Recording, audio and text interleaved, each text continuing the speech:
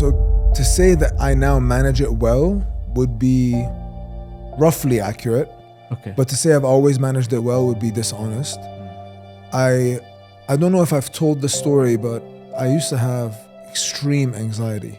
The anxiety, the difficulty of that fight had increased significantly to the point where I would have palpitations in my heart based on an imaginary vibration of my phone that was actually in a different room. Because of your success, a lot of things that you cannot control start being introduced into your life. Yeah. I think the stress is always going to be there. Yeah. You got to understand that stress is not a bad thing. It's a signal that you're not aligned with the way you want to live your life, and that's it.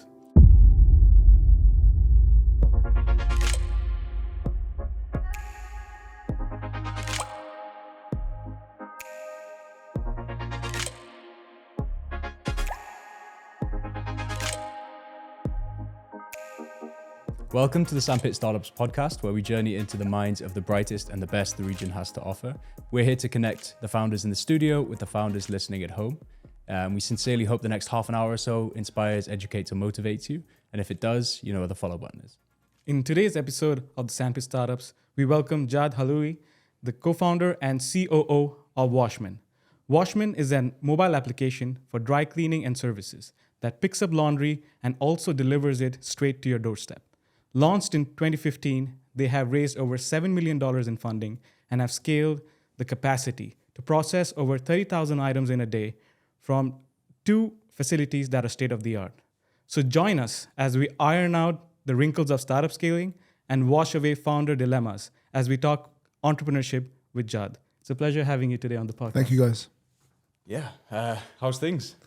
Good. Yeah? Yeah, I guess Saturday night, 8:15. You guys are working. I just finished work now, so it's good to be here. Yeah, we're excited. We're excited to be here with you. Right, so I wanted to start on something. Obviously, doing a bit of homework, I heard that you guys consider the washing machine at home as your main competitor. Yeah. That's interesting. Obviously, your mind would immediately go to like other competitors that perhaps have a tech-enabled platform like yourself, with loads of funding and all this other, stuff that really helps. But the humble washing machine, why is that? Well, the question then is not really why the washing machine, it's who is the competitor and what is competition. So when we first started the business, we always had this idea that we wanted to kind of be the remote control for your laundry. Mm-hmm. We wanted to be the washing machine. And what we realized in the earlier days was that you have so many options to clean your clothes. There's the other laundries that we compete with, the other dry cleaners that we compete with. So that's one competitor. Then there is as people go through different stages of life, they might get help at home. They have whether help that stays at home or help that comes in 2, 3, 4 times a week. And they manage to organize their time for the help that's coming to clean the house, to do their laundry one time and iron it. So that's a competitor. And then there's the final one where it's the washing machine at home. And ultimately, the reason we consider that the biggest competition is that we believe that over the years, we've managed to get to a point where we are no longer competitor obsessed. I think when we first started in 2015, we were both 26, a bit headstrong, motivated not so much by the drive to succeed, but the drive to beat others. Mm-hmm. I mean, it's kind of like when you play sports. Both my partner and I played not really competitive sports, but we were competitive when we played sports. And then he played competitive sports in his school, and I played competitive sports in my school. And when you are in the industries that we were brought up in, he was in oil and gas. I was in oil and gas. He was in investment banking. Mm-hmm. You are competing with others with you at work all the time. And your success, another person's success might mean that you will not succeed at the time that you want to succeed. And so you kind of start off thinking that it's a zero-sum game. And when we first started off Washmen, we thought that this was a zero-sum game. Okay. Meaning that if we were not the ones to win everything, then that means we were going to lose. And so when we first started, we were really competitor obsessed. We were thinking about how can we just get at it and attack the competitors in every single way. I think as we grew and as we kind of looked at customers' feedback, we realized that was not what was going to drive success. I think it's a lesson that probably everyone eventually learns.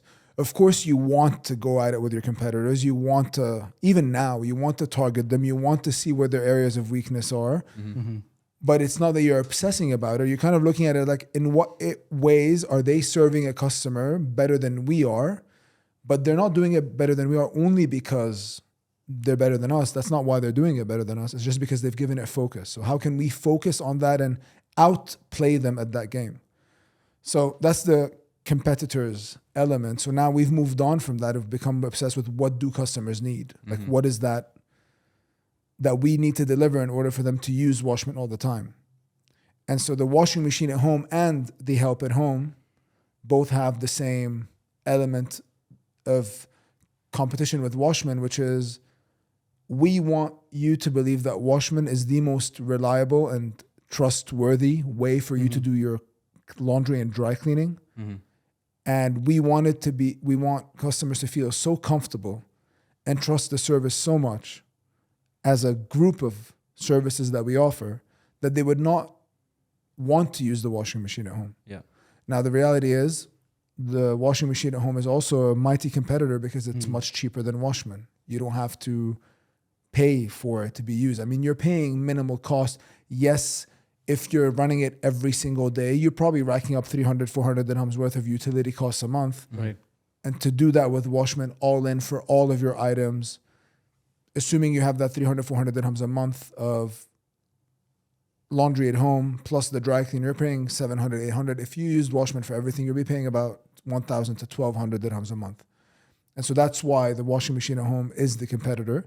And it's the same thing with the help at home. Now, the way we think we can beat that is that over time, and I think people go through different stages in life, at certain stages, we want to be a better option for customers than the washing machine. We save you time, we give you comfort, we give you insurance. If you damage your item at home and no one is paying you, quite often we end up paying our customers for 100% of the value of their garments. That wasn't always the case, to be honest. I think as we've gotten better, we've become able to afford that, and that's what we do now. Well, that's answering your question. How can we service the customer better, right? Yeah. It's like offer this kind of insurance. Yeah, I mean, it's not necessarily an insurance. It's more of a protection is how we look at it. We were speaking about that just yesterday. What's the language? And it's like, it's a protection for you. Like just we get rid of that anxiety that you might have. Now, sometimes it's a bit more complex than that. Yeah. Sometimes we get garments that were damaged at home. Customers didn't know it. We tell them, and then it gets worse under our care. And there's a back and forth.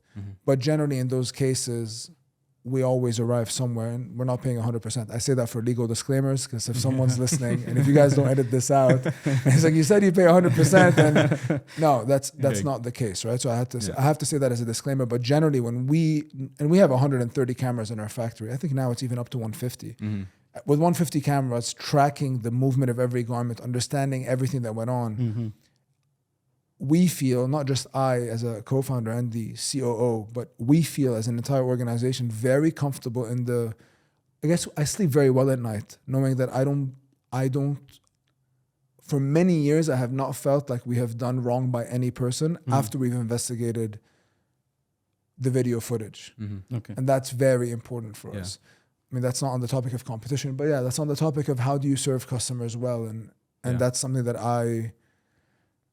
it's something that every business should try to figure out, and something we still try to figure out actively. I mean, I was talking to you guys when we walked in. We just launched a new service because we realized there's one area of the market that we had not served yet.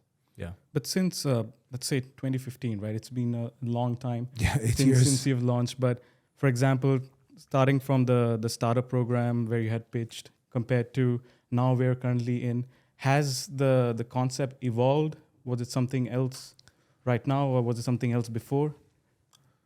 Yes, it has. When we first started, and this might address something we'll probably end up discussing later, but the way we started was completely wrong. Okay. And that's based on the perspective that we have today. 2015 was the year everyone was obsessed with Uber. I don't know if you guys were in the scene back then, but there was something called the Uber for X, Yes. which is like the Uber of anything and aggregator model, everything, right? yeah. It's like the Uber for home cooking, the Uber for like grandma's cooking. I don't know. We might still be there. I heard that 3 times last week. Right. I think it's just people who are not up to date with where the world is. I think the Uber for X is a misconception. It's kind of like when you say now everything is AI, but AI is like come and go, by the way. It's come and gone. ML, machine learning, has come and gone in the, I don't know what it is, but like in the pitch decks that you hear from founders. Back then it was the Uber for X, and we were guilty of that. We were the Uber for laundry, and we tried not to say that. But within 2 months we realized that, shit, we've gone off. We're like, I remember telling my business partner, dude, I don't think we're the Uber for laundry. This is not, you're going from picking up someone from location A and taking them to location B and then getting dispatched somewhere else. And you're using a very well organized traffic system, which is very well known. That's the service you're delivering, navigating the traffic system. In our case, it was you had to figure out the logistical component, where you went from customers home to customers home to customers home to customers home to customers home. And you did that when we first launched. We used to offer 30-minute time windows. Very easy to offer when you don't have business, by the way. It worked, and we were on time 95% of the time. But it's, like I said, it's easy when you don't have much business. And we had outsourced drivers. So the first change we made was we in-house the drivers. All right. That's the first change we made. And then we realized a few years later that, hey, we actually kind of need to do our own laundry if we want to be able to scale up. And so that went through 2 phases. The first phase was in 2017 when we launched our wash and fold service. In 2016. We were trying to launch a service that could do all of your laundry and dry cleaning needs at home. Well, not dry cleaning, wash and fold, just laundry for your underwears, socks, gym clothes, and so on. And we tried to make existing laundries do that. And the reality is they didn't have the infrastructure to do it. Okay. And so then that meant we could not outsource to them if we wanted to do the service well. The laundry partners. Right. Yeah. All the laundry partners that we had. And we've had many. We've had over 20 over the years. Okay. We now have none, by the way. All right. And so when we launched that, we kind of ran into operational challenges, and then we thought that the best way to solve it was to build our own factory. Right. And so we did. We traveled to India, the US, France, Germany, Netherlands. Rami even went to Australia, Singapore. We saw laundries in Lebanon. We saw laundries in London. I mean, we saw laundries all over the world before we built our factories. Okay. And we were inspired a lot by them. And so the first move we did was to kind of in-house the wash and fold. Now, what did that allow us to do? It allowed us to have better margins and immediately to lower our costs, Right. which was pretty good, because wash and fold went from what was then an expensive service to something you paid 50 dirhams for and you got 10 kilos of laundry. Okay. So then, I'm going to beat the washing machine at home. If I offered laundry for 50 dirhams, people will pay for that. That was 2017. Now it's 65. Then the next time we built our dry cleaning factory was in 2018. We started 2019. We launched, unfortunately, right before COVID, so it was painful.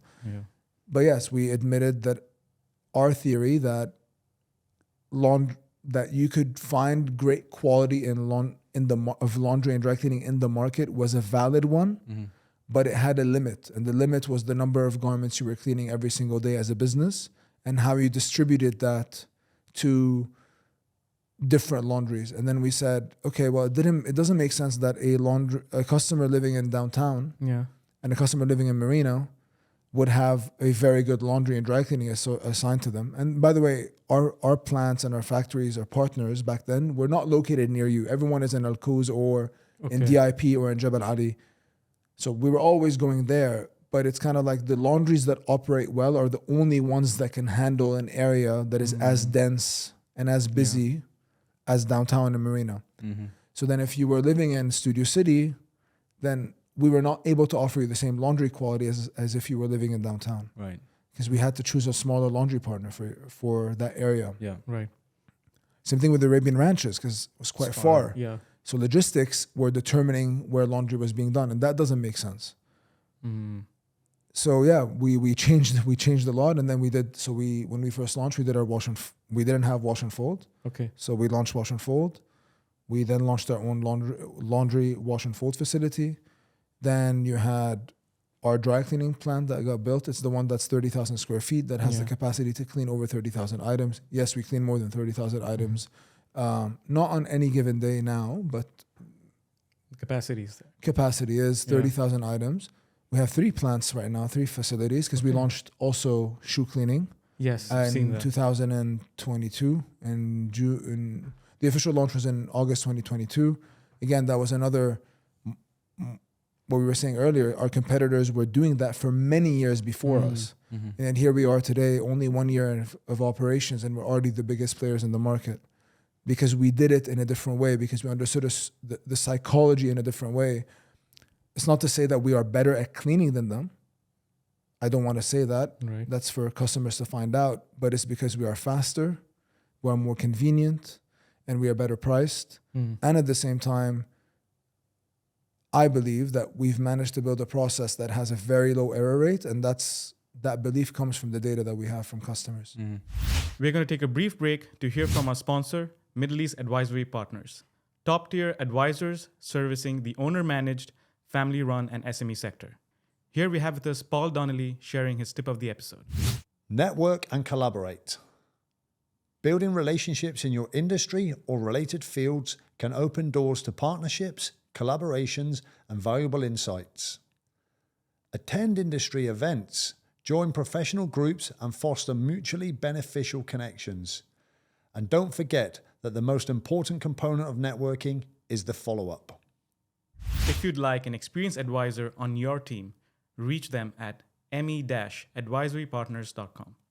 I just want to talk about processes more, obviously that being your forte. Yeah. It's commonly sort of like said that processes and systems are the sort of like core thing you want to nail if you really want to scale. What are maybe some of the KPIs that you're looking at a day-to-day basis? I think, so what's important to mention is that the KPIs change over time. Really? Okay. And they always change, but depending on the size that you're at and the thing you want to focus on. There's some KPIs for new habits that you want to build, and the KPIs that you have for like just day-to-day business. So at the moment, the main KPIs we review as a team every single week is what is our punctuality as a percentage of total orders. Okay. And what percentage of how many minutes were we delayed. That idea of how many delayed minutes was inspired by the fact that I was reading just before COVID about the Japanese metro system and how the total accumulated delay over a year, and this needs to be fact checked because it's quite a long time ago that I read this data, was either 1 minute or 4 minutes for the entire year for a single line. Wow. And so I found that to be incredible. That's all over Japan. Yeah, well, Tokyo's metro system. Still a massive city. And so when I read that, I was like, well, I wonder how we benchmark to that. Yeah. Nowhere near. I think our delays in the years are cumulative delays, and it's kind of an unfair measure. The way we measure it significantly punishes the business. If you're delayed to 2 tasks at the same time, we count each minute as 2 minutes because we want to see the total damage when it comes to the minutes delayed. So we track that because of that. Over time, we've significantly improved. I mean, we've created product improvements as well as operational improvements. What I mean by product improvements is in the app, we realized that a lot of customers just wanted you to come anytime. They didn't really care about you being there before 8 or after 8, right? They just said, come back, come here, pick up anytime, leave it at the door anytime. We said, okay, we'll do that then. And so all of a sudden that we were measuring a metric that we did not need to be measuring for orders that we did not need to be measuring. The other KPIs we look at is what is the percentage of orders that were dispatched completely on a certain day. So we have something called a pending item. So if you send us 15 items, not all those 15 items are ready on any given day. And so what we look at is what is the percentage of garments that left the laundry facility on a day that should have left on that day. So we believe that number should be 1% of orders should not leave the laundry on a specific day. The problem with 1% of orders is that it affects around 12% of customers. Okay. So if we're at 4 or 5% right now, which some days we are, some days when the business is really busy and we do have to delay the laundry. There's no other way. Otherwise, you compromise on quality. Right. Is that because like one delivery has a knock-on effect? Right, exactly. Because when you're delayed for one item, then the customer will not receive one of their items. And some people don't really care because they're like, I'm here. But when you're serving thousands of customers every single day, Yeah. eventually 1% is very expensive in terms of not just cost of redelivery, because that's one cost that we care about, but it also generates an emotion of anxiety in the customer that we don't want them to have. So we look at that KPI to understand how are we doing. And of course, on the basis of that, we try to figure out where in the process is this being, what in the process that we have is generating these delays. And it's an iterative process. Same thing with logistics. It's an iterative process. You will never solve that problem, but you will always you will do one thing and another and another and another. And then the last initiative that you do doesn't work. And then you do another one. And then all of a sudden, you just see the improvement and it's massive, right? So that's another KPI. They're very boring KPIs. Of course, we look at revenue. We look at revenue, but we're talking about operations here. So we look at revenue every single day, number of pickups every day, number of drop-offs every day, number of pending items. We look at what is the percentage of revenue that is compensation for customers, how much of that is cash, how much of that is credit. That kind of tells us how bad we were when it came to like the way the claims were handled. We look at how long did it take us to open and close a claim. What is, for these items that were not delivered on time, what percentage of those items were delivered the next day? That needs to be 99%. Yeah. So we're like 98% now. That's not good enough. Okay. So these are the numbers we look at. And so if you notice, all these the numbers operationally, they're all like linked to how will the customer experience the service. And so it's not evident. Operations is not cool, but and it's not sexy at all. Yeah, I wanted to talk about like but boring business. it's directly linked to what does the customer want? Yeah. Are we delivering on that experience? And all the KPIs we look at are whether direct or indirect measures of how are we delivering our experience. So I wanted to bring that up, like in terms of boring business. I hope you'll excuse me for saying that. I think it's very boring. I know you've gone on the record it's of saying incredibly complex. Yeah. You've gone on the record of saying like you're not particularly in love with the whole like washing of clothes. Yeah. It's more that perhaps like the business, you saw an opportunity that this boring business could do something quite special. Because I see on TikTok all over my feed is like these new and exciting business ideas and side hustles and everything's like glamorized. But the trend is like actually like the boring businesses. If you can improve the operations of those, they can do quite well. Is that like what you saw when you were posed with the opportunity of joining Washmen?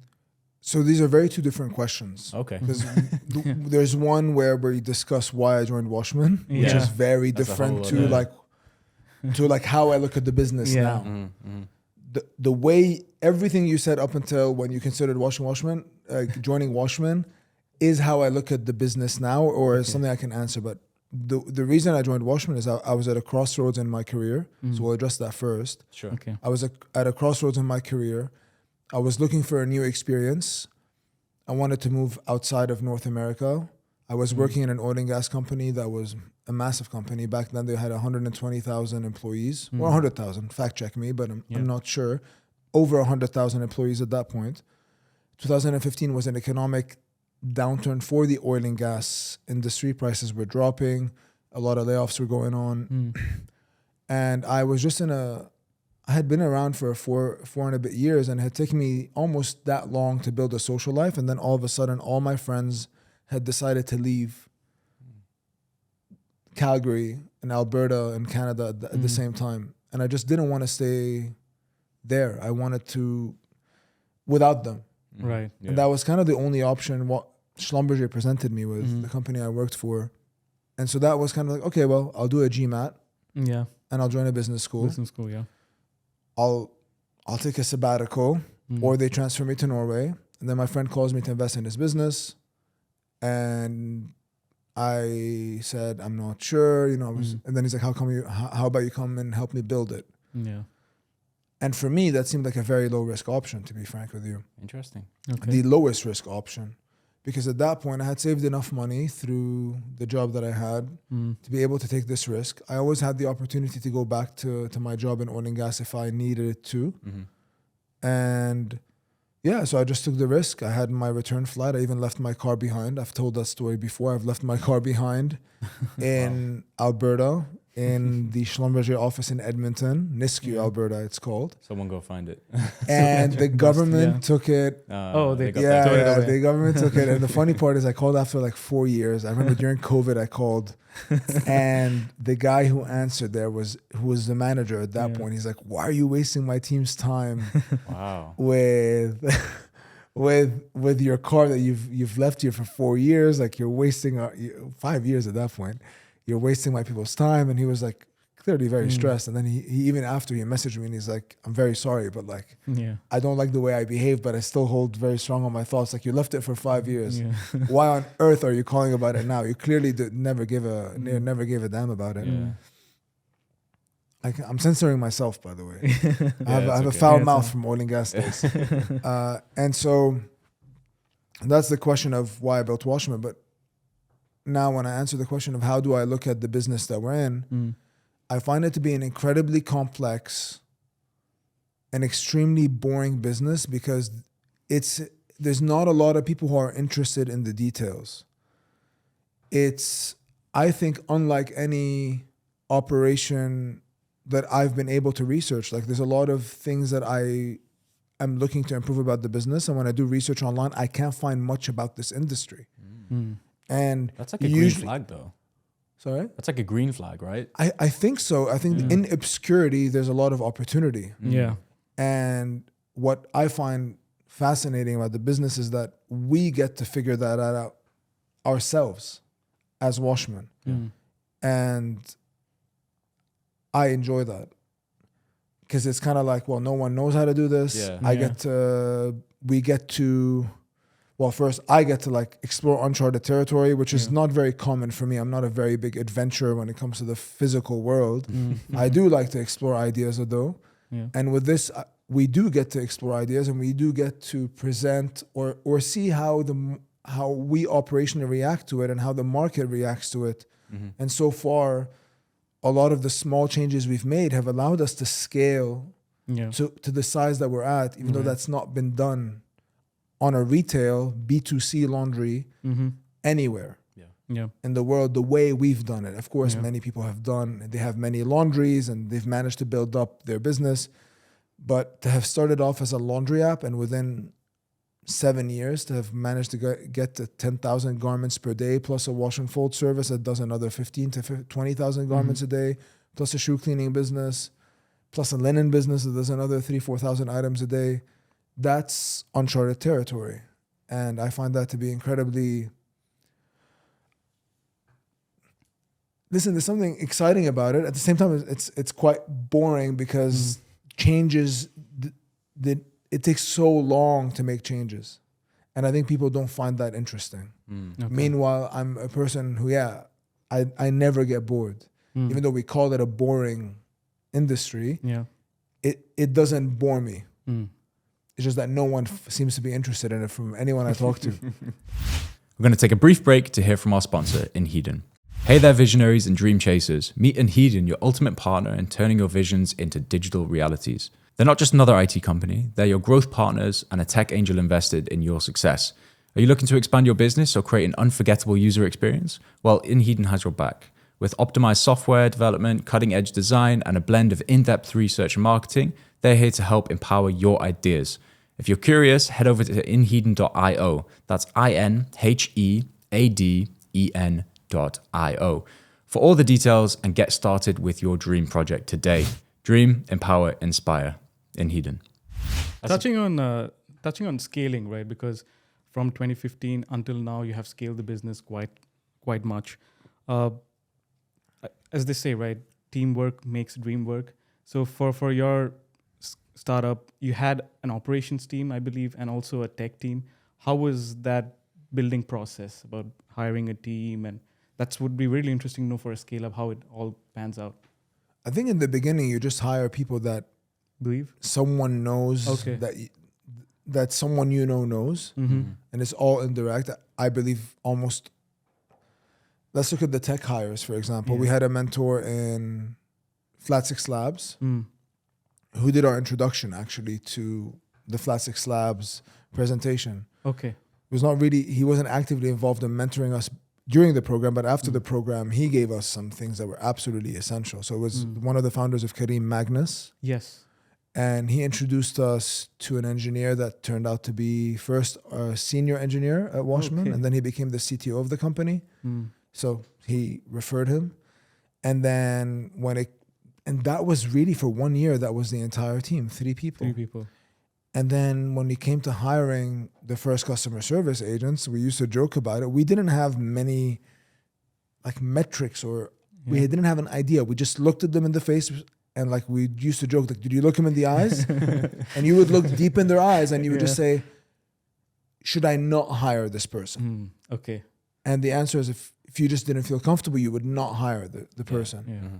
And so, of course, in the beginning, when you're a small company and you have a small office, people walk in and they're like, I don't want anything to do with this place because I don't feel safe and secure here. Okay. So that's kind of, we just hired based on referrals and who we did not want to work with. We made sure we did not hire those guys and girls. Yeah. And over time, what ended up happening is we started getting traction. Mm. We raised around.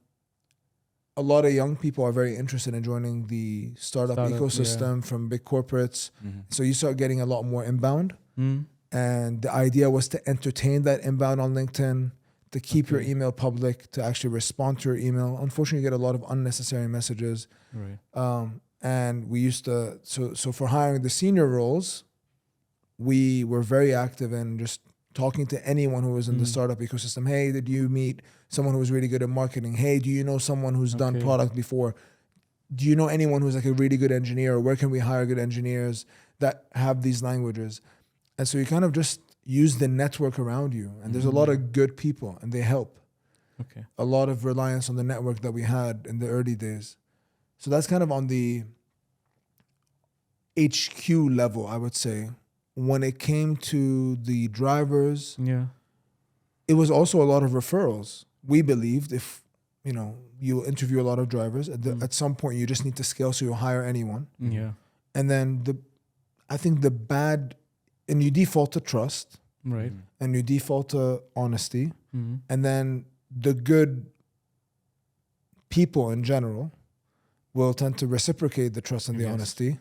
Right. And those end up staying in your company. Mm. And those that don't reciprocate that or are not honest, they end up leaving your company. And so you go to these guys that stayed and you ask them, hey, do you know people who are like you that you would hire, that you would want to work with? Ideally, you could just you want to clone them, right? Yeah. But that's not possible. Yeah, if you could clone them and you just say, like, I want 15 of you, that would be awesome. I mean, we have some guys like that in the company now. Like, dude, if everyone was like him, how far ahead would we be right now?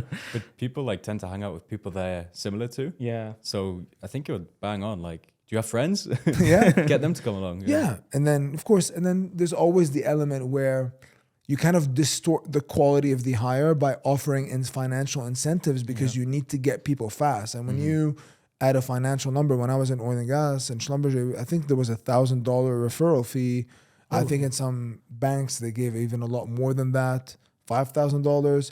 In Uber, they were giving out shares, a significant amount of shares. For referrals. Wow. And they had to vest, of course. Yes. And you would want to do something very similar. So even when we scaled our shoe cleaning team, we offered the team financial incentives for every hire that came on that stayed a certain amount of time.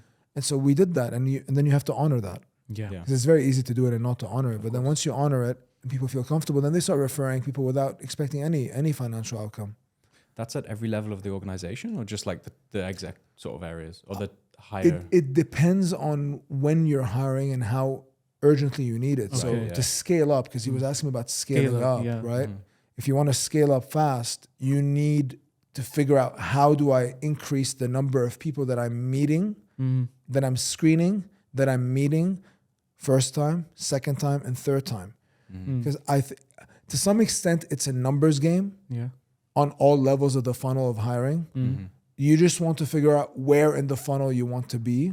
And so if someone's referred somebody, someone you work with that you trust has referred somebody, you've kind of skipped the screening phase already. And you're already at the assessment phase. And we just wanted to be there, whether you're hiring a driver, a pressman, we call them pressmen, the people that do the ironing, the people who are doing the washing, a customer service agent, a customer experience manager, a marketing director, a CTO. It's all the same.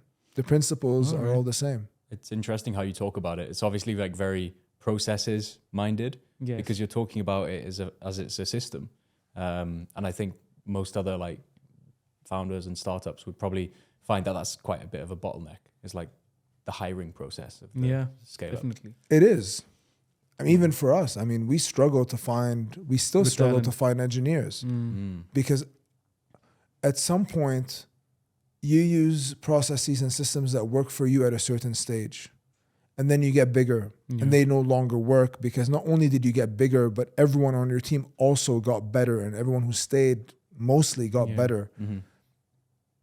And then they have higher standards, but they don't know how to fish in the pond that has better fish. And so now like, we need to move there. How do we move there? So you need to review your entire processes. And for that, we went through that exercise last year. I read a book called The A Method for Hiring. I think the guy's name is Jeff Smart. I'm not sure.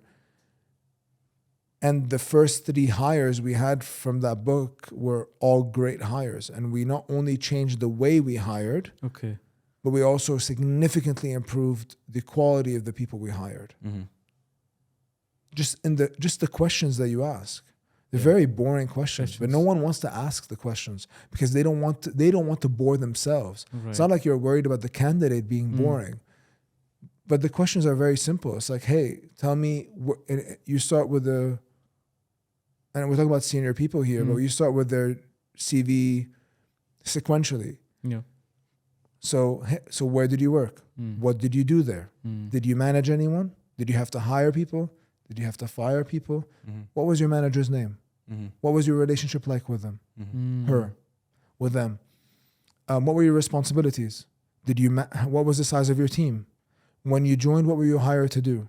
Did you accomplish it? What were the KPIs? Exactly like you asked me, what were the KPIs that you were managing? How did you move them? How did you move them there? And then, okay, now you finish the first job. Now you repeat the same process for the next job. And you have to be really in control of the conversation because a lot of the times candidates will try to guide the conversation in different ways. And that might mean you need to risk being disagreeable in an interview, even if the candidate you're trying to hire is someone you really want or seems like someone you might really want. You don't want to come off as aggressive or mainly disagreeable, aggressive. At the same time, if that means you get the answers to the questions you need for someone who's going to join your company and join your team and have a big influence on the people you're hiring, and hopefully on the people that you're hiring in the future. This is the concept that Jeff Bezos has, which is, does this person raise the bar? Everything I'm saying now is like, are you bringing someone on that will lift the level of performance of your team? Right? And so that's something we implemented last year. And I mean, we saw the results immediately. Oh my gosh. So it's like, it's incredibly boring. Hiring is very difficult. And then the question is like, what's the best way? A lot of the times companies will go and say, we need to hire someone now. And it's like, let's put a LinkedIn post. And okay, fine. If you want to hire someone who's relatively junior, you'll find a lot of people that are looking for jobs that are junior. And there'll be a lot of good ones that haven't found jobs. But when you get to the senior roles, all the good ones are taken. Right? And so you need to have ongoing conversations with people through referrals, through introductions, through your network, through events that you go to, in order for you to be able to say, okay, now we have an opening and I think I might know 3 or 4 people that that will be interested or that Yeah. might be interested and that we can afford. That's a very important one too. So having a Yeah. rough idea of what someone's getting paid before you hire them, before you engage it and waste their time. And so you kind of have to just say, what are all the deal breakers? Let's address them in the beginning. Yeah. Yeah. Yeah. I think having those hard conversations immediately is good, no? Yeah. It's uncomfortable. Yeah. And people will leave it to the last minute and then they'll be disappointed. Again, it goes back to like a process. You want to reject anything at the early stage before you add value to it. Every conversation you have with a candidate, value is being created. And if it ends up being, okay, there's a massive gap in expectation of salary, then maybe this conversation should not have happened within the context of I need to hire someone today. Maybe it should have happened in the context of, okay, well, this doesn't need to take 3-4 hours a week, 3 weeks in a row. This could take 1 hour every month for the next 12 to 18 months. Yeah. Right. So the hiring process isn't actually something that happens quickly. It can take years. And it does. I mean, the CTO that we hired and the second CTO we hired, who turned out to be an incredible hire, and he's now gone on to become a founder of his own startup. Oh. He took us about 8 months, and we didn't convince him the first time, and we had to come back to him later. Yeah, and we kept talking to each other. And then eventually he joined us. And now we're very good friends. So Yeah. So hiring takes time, Yeah. and it's not straightforward. People you're talking to have lives, they have expectations, they might want to move, they have families, And whether a lot here of or things back can home. change in between So, also. yeah. So amidst all the scaling and operations, right? It's quite heavy. How do you avoid mental burnout or the stress that comes with the job of being a co-founder of such a big startup and the journey? Probably you might have different phases where the stress was different. And how did you tackle all of them? So to say that I now manage it well would be roughly accurate, Okay. but to say I've always managed it well would be dishonest. I don't know if I've told the story, but if you've heard about it, but I used to have extreme anxiety. And that was generated by just the sheer amount of responsibility I felt for every order, every item that we cleaned, every driver that worked for us, for everything that went on in the business.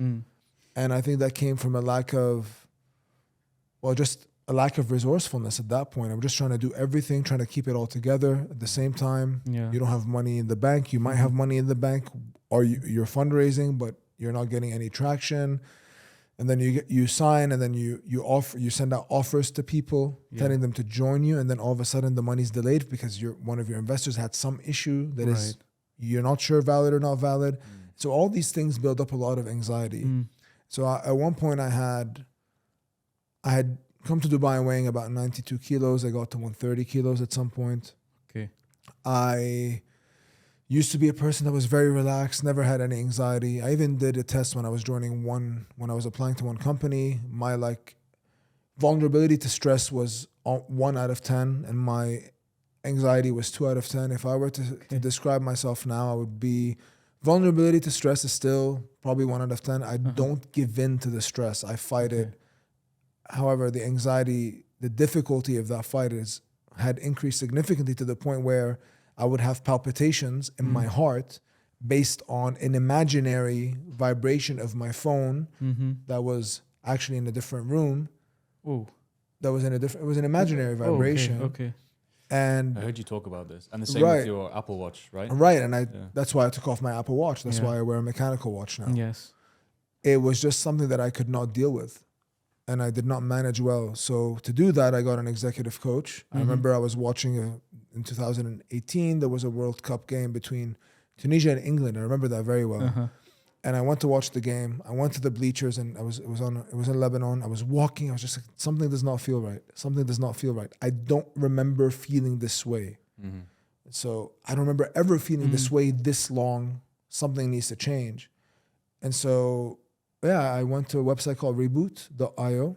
At that point, I had read about them, heard them on a podcast, and then I reached out. I sent a very long message explaining the challenges that I was having in my relationship with myself and my relationship with my partner because of both my partners, my business partner and my now wife. Yes. Could you clarify that? Yeah. When it comes to because I didn't feel good in my skin. And so that translates to a lot of challenges. But was it impeding your productivity or? It must do, right? I don't think it was an issue of productivity. Okay. Because that you can just power on. You can just brute force it. But then the question is not of, are you productive? Is, are you effective? And I don't think I was effective. I think I just carried that burden and I still had to do the same amount of work. I just had to make a lot of more effort to get it done because I was fighting all these things that were coming up for me. So so now, just to continue on that stress and anxiety, of course, different stages of work have different challenges.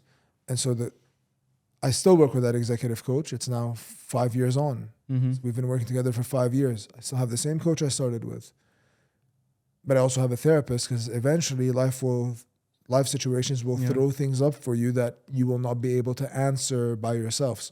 And a lot of the times you do get to answer it by yourself. When I was younger, I believe I did. But then with the requirements at home, the requirements at work, you want to be physically active, you want to have a social life. And you're an entrepreneur and a founder. You don't get to have 1 week off every 2 weeks of work or 1 month off, or you don't get to have the summer off.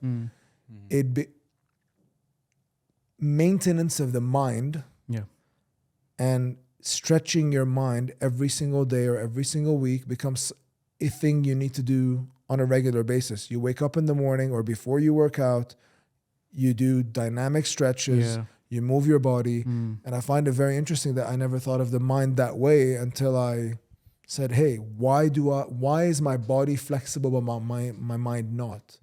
So I arrived at that through, of course, listening to a lot of podcasts, probably never registering that thought. But also eventually through meditation, because I used to meditate every single day. I used to do yoga very regularly. So these things brought quiet and stillness to a mind that was, in my opinion, I'm still overactive. I make an effort to speak slowly. Otherwise, I would be running through. I would be just running and speaking very fast.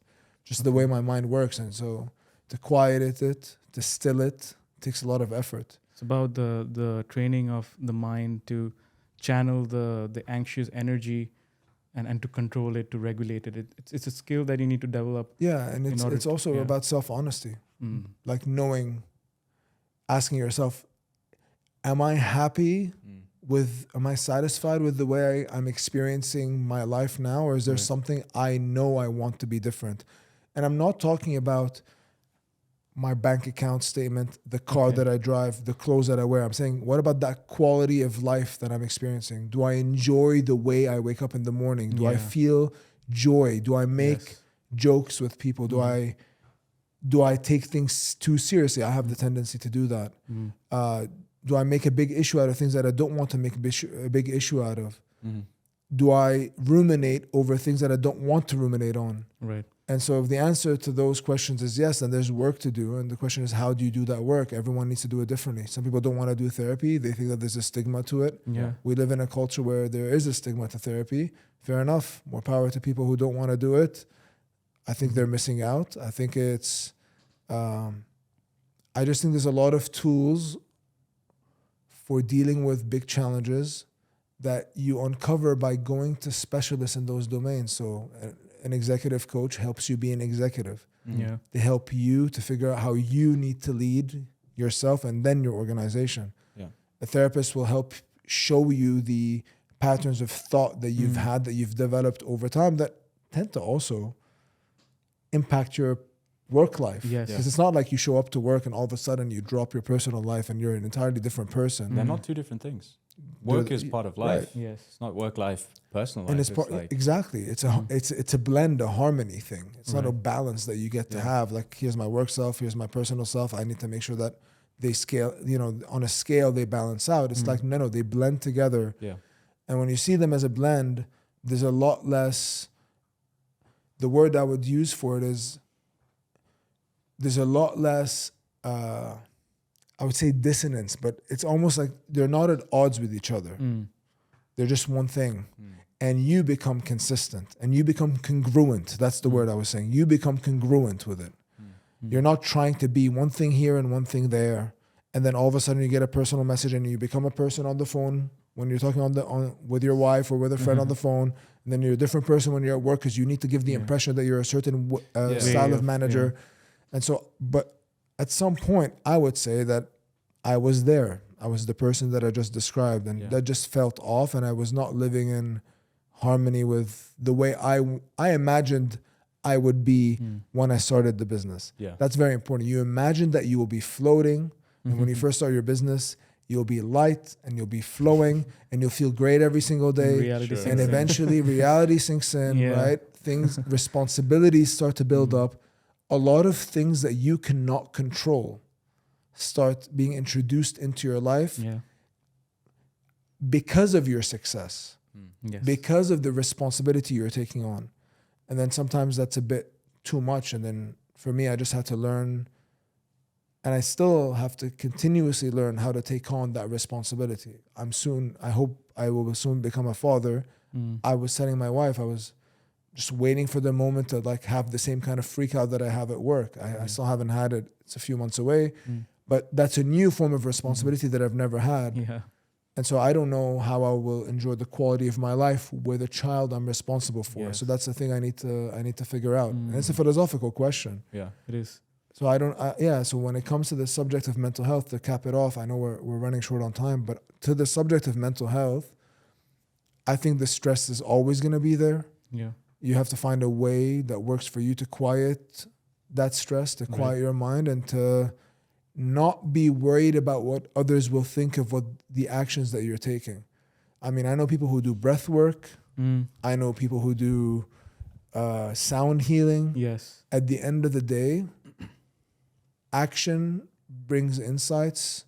With insights, you get opportunities, and with opportunities, you take on action. And so you got to start somewhere. Right. And whether that's a therapist, a psychiatrist, a esoteric thing like tarot card reading, it doesn't really matter, but you just got to do things that make you feel like you're moving forward. Step one foot ahead of another, one step forward every single day. You can't ruminate on the thoughts. You can't ruminate on the stress. And you got to understand that stress is not a bad thing. It's a signal that you're not aligned with the way you want to live your life. And that's it. I hate to do it, but we're out of really time, man. That's awesome. Yeah, it's good. But I just wanted to ask you and finish on this note. If you have one nugget of knowledge that you can leave with our viewers, what would that be? One nugget. I mean, there's so many nuggets, right? No, but if I gotta wanted, pick one. right? Yeah, I mean, there's so many nuggets about. So, what would you want it to be about? Should it be about business? Should it be about? Hey, it doesn't matter. Whatever you want. Yeah, I would say this. It is very easy to underestimate, especially in the early days, and even as you build your business, how small incremental progress, persistently applied, will make a huge difference after many months or many years. Sometimes it might take a few years, right? So it's what things will compound. I used to tell my friends, even back in the oil and gas days, if you complete 0.1% of a life goal every single day, within 3 years you'll have completed it. And it's very easy not to do it because it just seems boring or so unambitious to do this one thing. Why would I just do that? I want to do more, but I don't have time now. Yeah. And it's this concept of we just want a lot, and sometimes it's not possible. So sometimes you have to be satisfied with accomplishing a very small part of a big goal you have.